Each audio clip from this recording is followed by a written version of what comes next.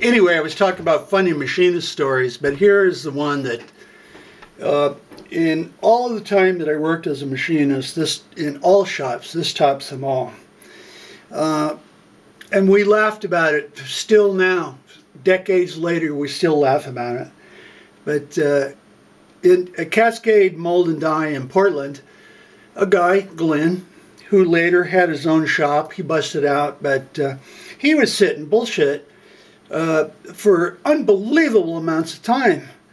Now, between the rows of the Bridgeports, they have the chip guards, okay? So he was sitting bullshit and talk over and sit there for 45 minutes at a time bullshitting with his hand on the chip guard. Okay, so it was, you know, the joke of the shop. And, you know, the main thing is you get the molds done, not that no boss is coming out there watching your every movement. So he would sit there and do his ritual with his hand and thumbs placed perfectly on the top of the chip guard. Well, anyway, I was a CNC person in the next room. It was open, but it was across. And I walk along, okay, I see this kid, not an apprentice, but a kid helper. And he is crouched down and has a bottle of red Dykem and was painting his fingernails. Okay, I didn't think much about it. I thought it was funny, but I didn't want to blow it. So, I went over to do my thing and came back. I just figured, well, he's just going to feel it sooner or later and you're going to get caught. Anyway, so I go back and he apparently kept painting. I go back, I'm at my machine, and about 20 minutes later, I'm standing there at the machine and I see Glenn walking up. Like I was a neutral person that everybody would come over and confide to me about stuff, their marriage, this, that, you name it. But anyway, Glenn comes walking up and he's holding his right hand up like a claw, walking to me in slow motion,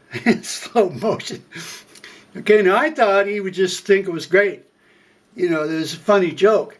But no, he kept walking up in slow motion, holding his hand up like a claw.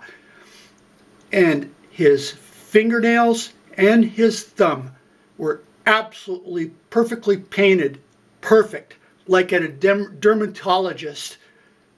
Perfect, right up to the skin, totally perfect red fingernails and red Dykem.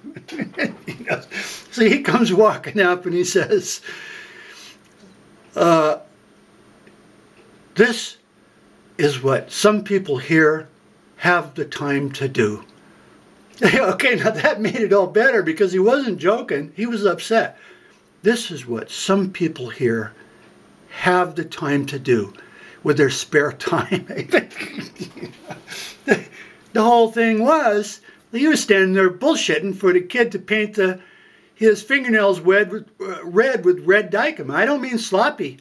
No, I mean they were absolutely perfect. But anyway, that's my funniest story that I can think of in 4 decades of different shops and everything. That flat out tops them all. We joke about it, and there's no way to trace the people down now.